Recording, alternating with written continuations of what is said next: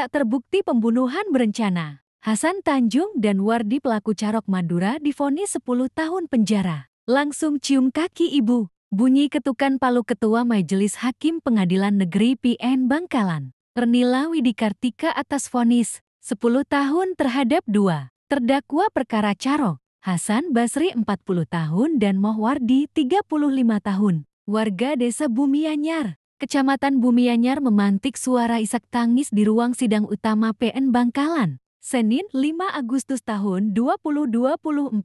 Dua terdakwa yang merupakan kakak adik perlahan meninggalkan ruang sidang. Dengan kedua mata tampak sembab, satu persatu anggota keluarga dan kerabat memeluk Hasan dan Wardi secara bergantian. Langkah keduanya terhenti ketika di hadapan mereka berdiri seorang perempuan berusia senja yang tak lain adalah ibunda. Keduanya memeluk erat, mencium wajah, hingga mereka secara bergantian mencium kedua kaki ibu yang mengikuti jalannya. Sidang vonis, Jaksa Penuntut Umum JPO Haidar Rahman mengaku akan memanfaatkan waktu selama 7 hari untuk menyikapi putusan majelis hakim atas vonis 10 tahun terhadap terdakwa Hasan dan Wardi. Masih ada waktu 7 hari untuk kami pikir-pikir. Kami akan berkoordinasi dengan tim termasuk dengan pimpinan untuk menyikapi vonis. Kami akan memanfaatkan waktu 7 hari untuk mengkaji, singkat Haidar. Dalam sidang tuntutan sebelumnya,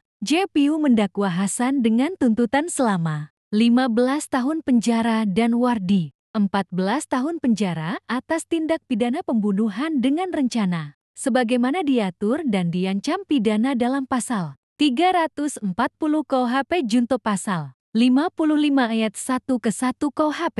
Sebagaimana dalam dakwaan primair. Namun majelis hakim memutuskan terdakwa Hasan dan Wardi tidak terbukti dan membebaskan dari dakwaan pasal 340 KUHP atau dakwaan primair. Kedua terdakwa dinyatakan bersalah melakukan tindak pidana turut-turut serta melakukan pembunuhan sehingga menghilangkan nyawa orang lain sebagaimana dirumuskan dalam pasal 338 KUHP junto pasal 55 ayat 1 KUHP. Ketua Tim Kuasa Hukum Bahtiar Pradinata mengungkapkan pihaknya mengapresiasi terhadap putusan majelis hakim karena fakta hukum telah termuat secara utuh dalam persidangan. Hal itu tidak termuat dalam tuntutan JPO dalam sidang tuntutan pada 23 Juli tahun 2024 lalu. Alhamdulillah majelis hakim telah mempertimbangkan seluruhnya sehingga terdakwa Hasan dan Wardi ini tidak terbukti melakukan tindak pidana pembunuhan berencana